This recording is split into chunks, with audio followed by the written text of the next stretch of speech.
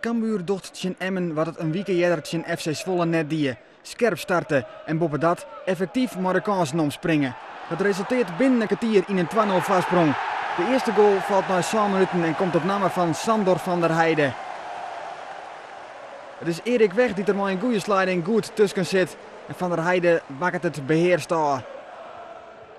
En de fans manmachtig opkomen maar 100.000 man zorgen dat het goed gaat. Want de tweede goal valt 5 minuten later. Het is een lange bal van keeper Peter van der Vlag. Die ploft door alles en Elsen in hennen en daar zit Nasir Maatsi. Keurig scoot er hem in het hoekje. En dan is het binnen een kwartier 2-0. De lange bal wordt terug nimmer onrekken. En Maatsi maakt het keurig aan. Een dreamstart voor de Ljouwters. Ja, heerlijk. We waren goed van start gegaan. Scherp allemaal. Het stond goed. De organisatie was goed. En ja, van daaruit zie je dat wij gewoon vaak voor de goal komen. En dan maken we het meteen af. Dus dat was echt lekker. Als Emmen wat van de schrik bekam is, komen ze echt wat beter in de wedstrijd. En dat resulteert in een paar lietse kansen. Licagier voor Roy Stroeve, maar die glied het voort en rekt de bal dan net lekker. En Cambuur fielt dat het dan weer even gas maakt. Prachtige bal van Koen Brak. Oer de hele naar Nasir Maatsi. Die controleert de bal, loopt naar binnen en helpt uit. 3-0 voor het skoft. Wat een riante uitgangspositie. Keeper Vilatsen van Emmen zocht er net helemaal goed uit bij die goal, maar het is wel 3-0. Terug op een ei de uitblinker aan Cambuurkant, Nasir Maatsi. Ja, perfect. Komt snel op 1-0, mag zelf 2-3-0. Dus, en dan weet je dat het over en uit is, sowieso eerste helft. In de tweede helft gaat Cambuur terug, mooi onvallen, mooi bij Vlagen schitterend voetbal. Prachtig hakje van Sander van der Heijden op Mark Mboua. Mark Mboua komt er dan zelfs net uit, luidt hem aan op Rudy Jansen en dan de kopbal van Ter Heijden. Maar een keurige redding van keeper Vilatsen. En dan komt er een fase dat het even wat minder gaat aan Cambuurkant. De goal bloeit uit en dan uit het neert. Emmen dat op draaien inkomt via Tim Matafs, de huurling van FC Grains. En dat is toch even schrikken.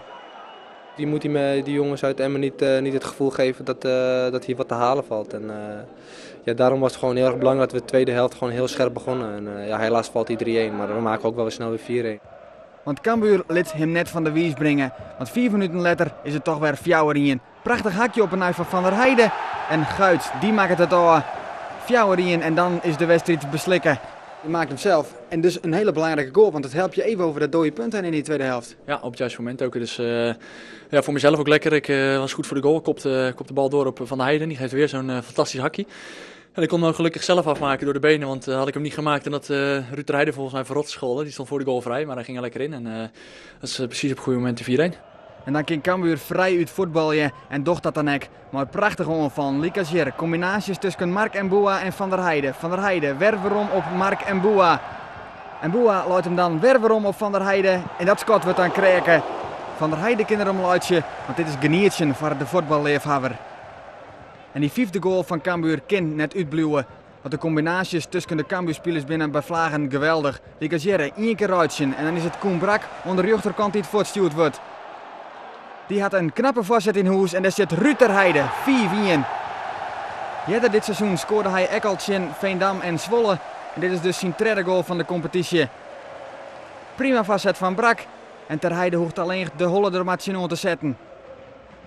En dan verslapt de concentratie toch weer een beetje bij Cambuur achterin. Een scrimmage voor de goal van Van der Vlag en Tim Matafs scoort. En dat is dan toch het enigste minpuntje. De goals worden te makkelijk voor het doen. Nu geven we toch weer wat goals weg, 2. Weer een standaard situatie. Ja, er wordt weggekoppeld, wordt eruit gehaald, dan wordt er weer opnieuw ingebracht en toch mogen ze scoren. Dan vind ik, daar moeten we veel meedogenlozer in worden. Want dat zijn ook de momenten die daar tegen je gebruikt kunnen worden. Bij het 0-0 stand. Want bij een 4-12 vastsprong kan het vanzelfs geen kweer. Maar het slotakkoord is weer voor Cambuur. Van de A-trap A, de lange bal van Beekmans op invaller Mark de Vries. Hij tekent het tongetje een 2-jarig contract en hij bepaalt de eindstand op 6-2.